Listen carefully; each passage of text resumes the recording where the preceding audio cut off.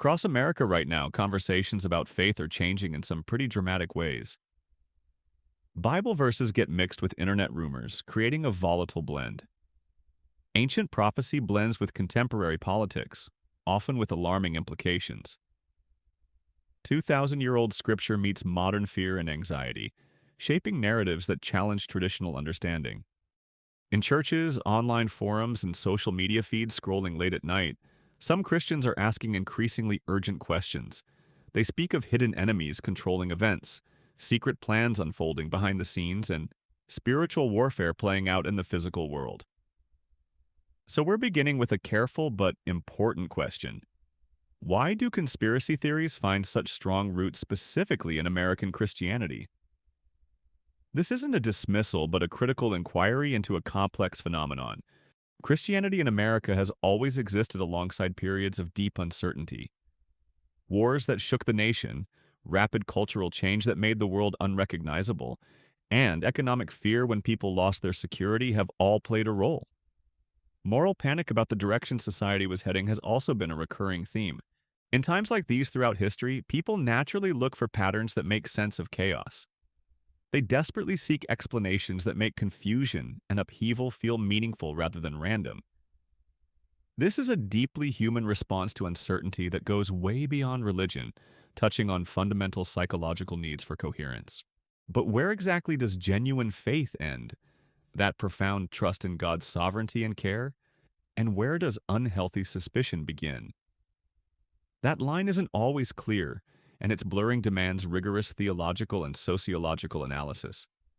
How do we discern between legitimate concern and corrosive paranoia? A conspiracy theory typically assumes there are hidden forces shaping world events behind the scenes.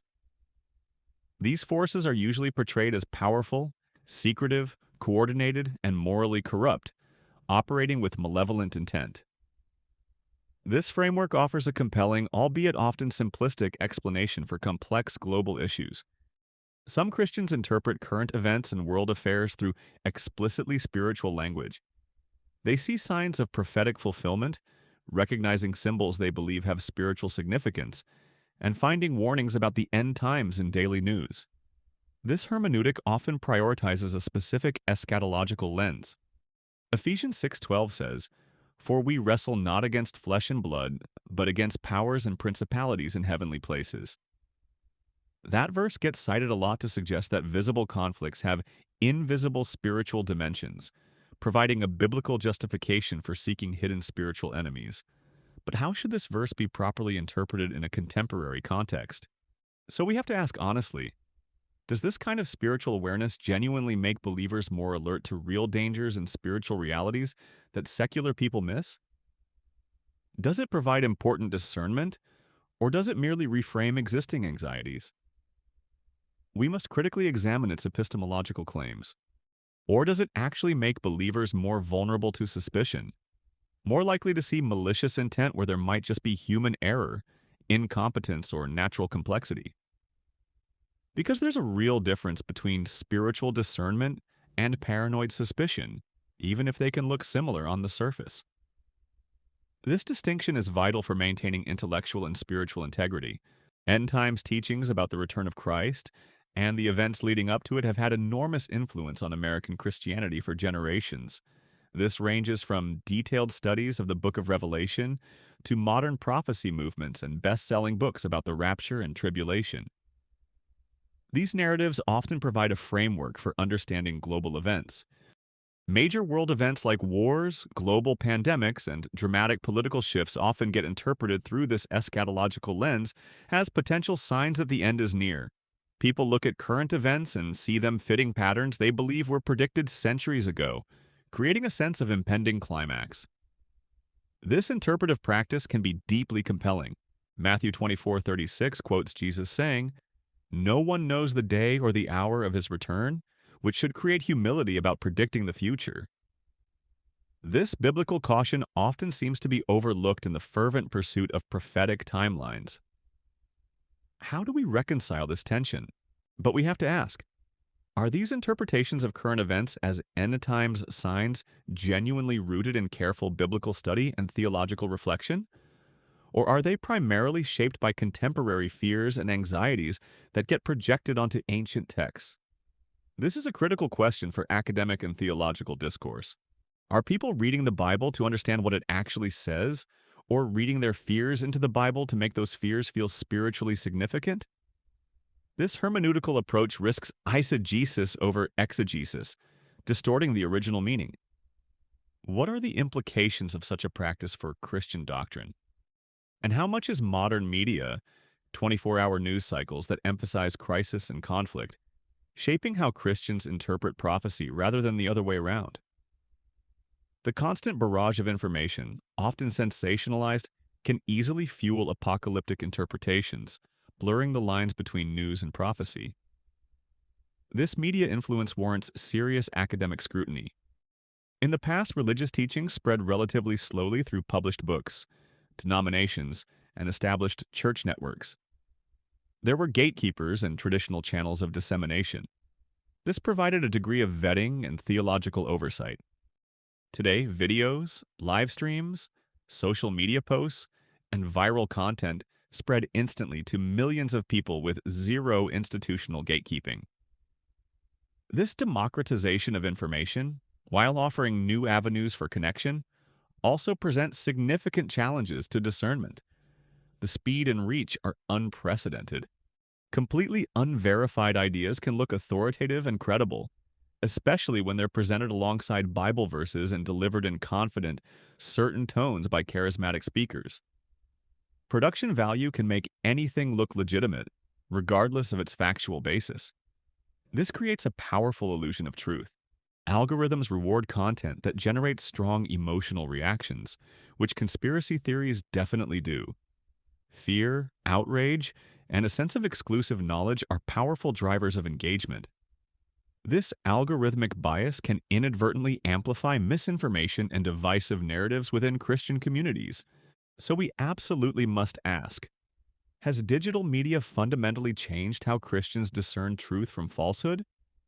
Has it made discernment harder by flooding people with competing claims that all cite Scripture, creating a cacophony of voices? This epistemological challenge is profound. Do traditional methods of theological evaluation, checking sources, consulting educated pastors, comparing interpretations, even work anymore when someone can find a YouTube video supporting literally any theological claim imaginable? The sheer volume and accessibility of information overwhelm conventional vetting processes.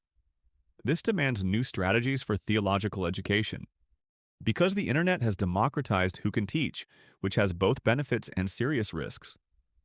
While it allows diverse voices to be heard, it also lowers the barrier for unqualified or even malicious actors to gain influence. How do we navigate this new landscape responsibly? Many conspiracy theories grow strongest in soil where institutional trust has been broken. Religious scandals involving leaders who abused power or money, institutional failures when churches covered up misconduct, and intense cultural conflict that makes people feel their values are under attack. All of these create environments where conspiracy thinking flourishes. These breaches of trust are deeply damaging. When people lose confidence in established leaders and traditional institutions, they often start searching for alternative explanations that make sense of why things went wrong. If good institutions failed us, maybe those institutions were never actually good. Maybe they were compromised all along. This narrative provides a coherent, albeit cynical, explanation for perceived failures. 1 John 4:1 says, "Test the spirits to see whether they are from God," which encourages healthy evaluation and discernment rather than blind trust. This biblical mandate for critical assessment is often invoked to justify skepticism towards established narratives. But what constitutes a spirit in this context? So we have to ask, is skepticism toward institutions and authority actually a legitimate form of biblical wisdom, refusing to give humans the trust that belongs only to God? Or can that healthy skepticism drift into constant suspicion, where you can't trust anyone or anything, where everything becomes a potential conspiracy? This is a crucial distinction for ethical engagement, because there's a huge difference between appropriate caution and paranoid distrust. One fosters healthy accountability, while the other can lead to isolation and an inability to engage constructively with the world. How do we cultivate the former without succumbing to the latter? Conspiracy theories often provide something psychologically powerful, a sense of belonging to a special group. They divide the entire world into neat categories: those who know the truth and those who are still asleep or deceived. This binary creates a clear in-group and out-group dynamic. Being part of the group that knows creates strong identity and purpose. You're not just a regular person. You're someone who sees what others miss, who understands what's really happening. This can create genuine community among believers who feel isolated from mainstream society, offering a powerful sense of validation. But it can also create deep isolation from family members, friends, and church communities who don't share those beliefs. The perceived truth becomes a wedge, fracturing relationships and undermining broader social cohesion. This social cost is often overlooked, so we have to ask this question really carefully. Does shared belief in these alternative explanations genuinely strengthen Christian faith by creating tight communities of committed believers? Or does it actually replace traditional faith with something else, where the conspiracy narrative becomes more central than Jesus? This is a profound theological challenge, where avoiding the conspiracy becomes more important than spiritual growth, where fear drives more decisions than love. When the narrative supplants core Christian tenets, it raises serious questions about the nature of that faith. This demands a critical examination of priorities. Because when conspiracy theories become identity, they can function almost like a competing religion. They offer their own cosmology, eschatology, and moral imperatives, potentially diverting adherents from the foundational truths of Christianity. This phenomenon warrants careful sociological and theological analysis. Many pastors and theologians across America are actively warning against mixing speculation with Scripture, cautioning believers about the spiritual dangers of conspiracy thinking. They're pointing out how fear-based faith contradicts biblical teaching about peace and trust. This represents a significant internal debate within Christianity. Others argue that questioning authority figures and being skeptical of official narratives has clear biblical precedent. The prophets challenged kings, Jesus confronted religious leaders, early Christians refused to worship Caesar. John 8:32 quotes Jesus saying, "The truth will set you free," suggesting that pursuing truth is central to faith. This perspective emphasizes a prophetic tradition of dissent. But what exactly is truth in our current age of sophisticated algorithms designed to show you confirming evidence and constant outrage that makes everything feel urgent and apocalyptic?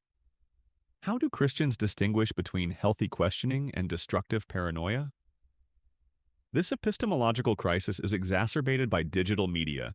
How do you pursue truth without falling into echo chambers that only reinforce what you already suspect?